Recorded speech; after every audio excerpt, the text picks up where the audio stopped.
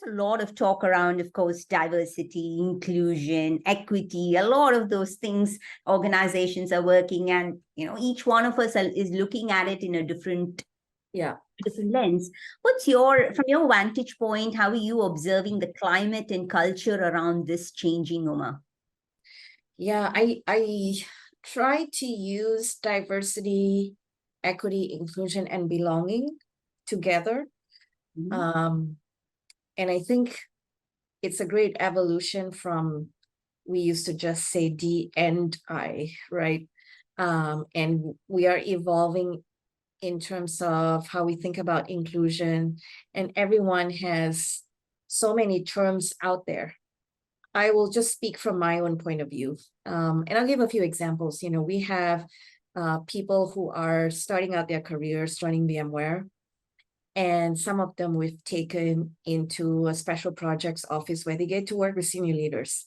I'm curious to see if that accelerates their career in any way, because they get to be the fly on the wall, for example, and they get to interact directly with senior leadership, but then they're put in a position where they got to accelerate those skills faster, right? By the time you come to me, for example, you better be prepared on what you want to talk about. Right. And you got to make it concise. Yeah, right. You got to follow up on the actions, because I don't micromanage at my level, right? So, and then we have people who come not from tech and not from, let's say, for the ecosystem part of my business.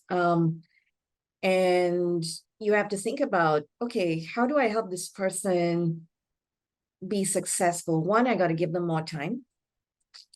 Number two, I got to inform everybody else to be more mindful. For example, if we're on Zoom calls and we start using acronyms that only we know about, and this person doesn't know because never came from tech, new to VMware, and new to a partner ecosystem, everybody's got to pause and explain the acronym, right?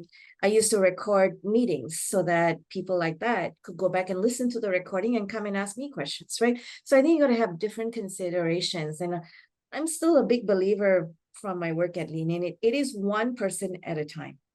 No matter what DEI, and I love the belonging addition to it, that's my perspective, because yes, you can have the best programs and you can feel like you are being supported. But if, for example, I'm the only female engineer in a group, do I truly feel like I belong? Do I truly feel like I am included? Do I feel like my voice matters? I think belonging is another aspect to it. But for me, one person at a time is how all of us can impact change.